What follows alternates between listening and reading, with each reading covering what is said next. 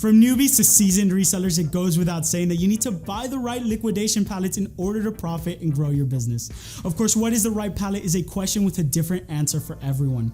Welcome to our new series, Learning Liquidation, where we're going to give you tips, tricks, and advice you need to help you navigate the world of reselling liquidation merchandise. Now, although buying pallets is the exciting part for most people, the first thing any liquidation reseller should do is properly research the inventory they're considering purchasing. See if there's any potential profit there. So, before you press that bid or buy button, here are 7 steps you should follow when sizing up a potential opportunity. Let's jump into it.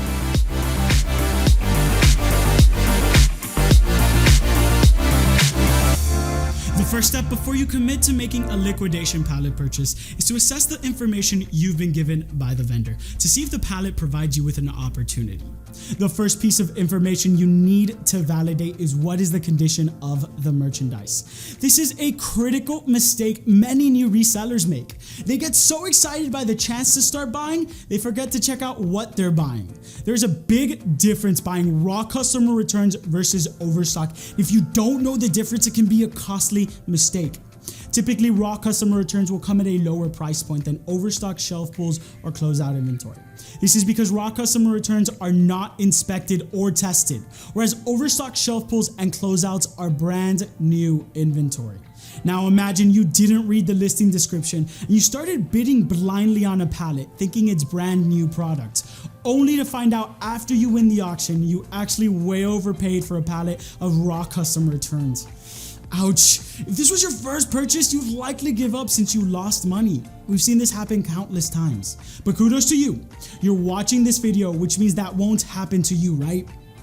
So make sure you check out the product conditions to make sure you're getting a pallet that you can sell, and ultimately put yourself in a good position to stay in this business for years to come.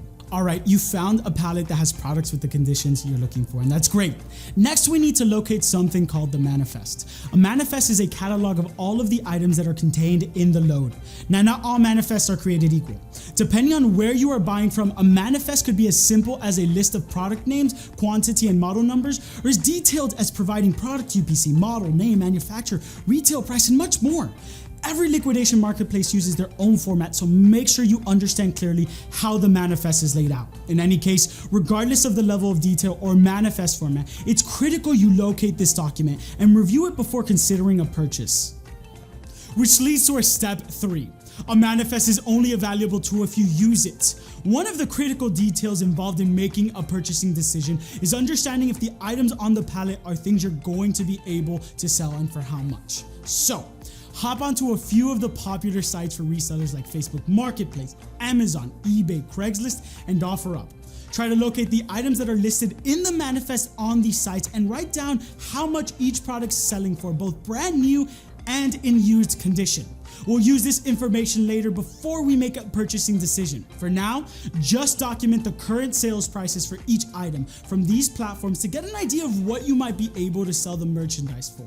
Now that you have an idea of what all the items may sell for, it's time to start adding up your potential total sales. As you're doing this, take everything you've researched so far into consideration.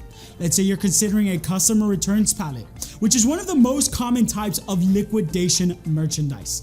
On these pallets, you can't expect items to be in new condition. Some may be closed, but most will have some minor issues like a missing manual or a damaged box. After taking this into account, add the values of all the potential sales prices together to get a target gross revenue amount you can expect to make selling all the items from this pallet. Now, keep this number handy. We'll use it in step 7 when we formulate our bid. Alright, enough with the math for now. In step 5, it's time to have a look at the products you're thinking of buying. Most but not all liquidation websites will include actual photos of the pallet and its contents. Like the old saying goes, a picture can be worth 1,000 words. Take your time and closely inspect any included pictures, trying to gauge the fullness of the pallet, the quality of the products, and the product's packaging. I can't tell you how many times I've seen customers get sold on a manifest only to review a photo and be like, no thanks. You need to use all the information at your disposal, and photos are a critical piece of this equation. Does this mean a pallet with product in really used looking condition can't work for you? Not necessarily, especially if you have some skill with repair work, but you need to keep in mind your overall impression and use that to help guide your target purchase or bid price. Alright, we're almost to the fun stuff, I promise, but before you consider a pallet purchase, it's important to factor in the potential shipping costs to get your final numbers ready. Your best option, if possible, is to pick up a pallet yourself from a local warehouse location. Not having to pay inbound shipping costs on your pallet is money saved that goes directly into your pocket when you start selling your products. If that's not an option for you, no worries. However, you are going to need to figure out how much it's going to cost to have the pallet freight shipped to your location. Freight shipping works using a combination of distance, weight, and pallet dimensions. If the liquidator you're working with provides a shipping calculator on their listing, then your job is easy. Simply fill in the form with your address information and calculate your costs. A quick side note that trips up many new resellers. If you're having a pallet freight shipped to a residential location or a location that doesn't have a receiving dock, you're going to have to pay extra to get a truck that has a lift gate. Otherwise, you're going to have to hand unload your pallet from the truck, or worse, they may not deliver at all. A liftgate allows a trucker to unload the pallet from the back of the truck to the ground for you.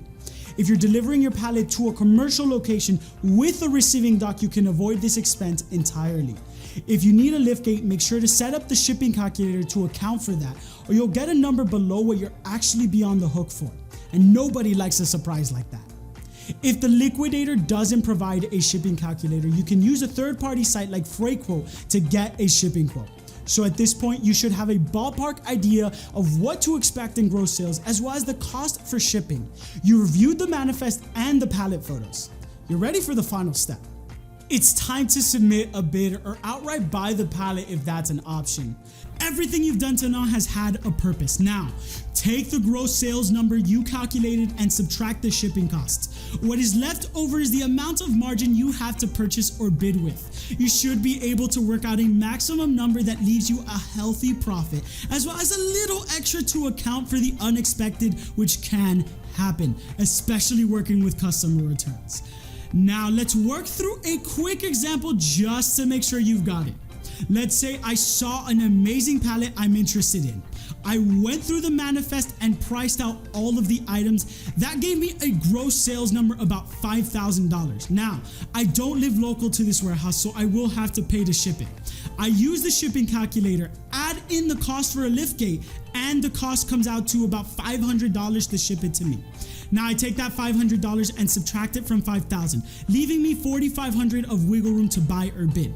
I want to make at least 20% of the $5,000 in profit, or $1,000. Let's add in $250 for wiggle room for a total of $1,250. Subtracting this $1,250 from the $4,500 leaves $3,250.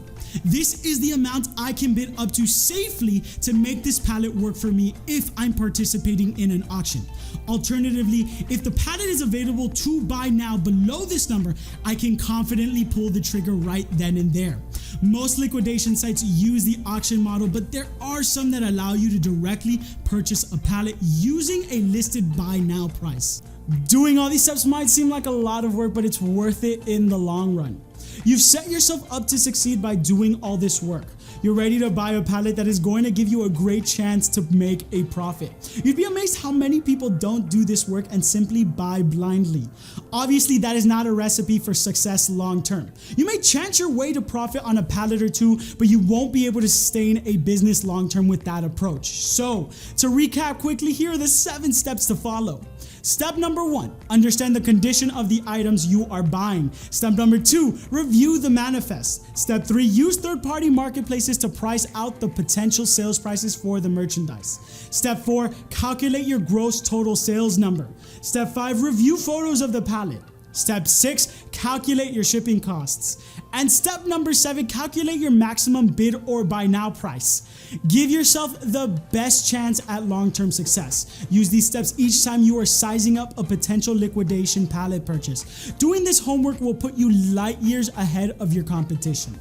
That's it for this video. Thank you so much for watching. You're already on your way to making great purchasing choices, but that's not the only important thing for resellers. You don't know how many times I've had customers ask me what a reseller certificate is for. So on the next Learning Liquidation episode, we'll go into what a reseller certificate is, why it's so important, and where you can get one. So please watch out for that. If you liked the video, consider hitting the like button. If you have any questions, feel free to put them in the comments down below. Once again, thank you so much for watching, and I hope to see you guys in the next video.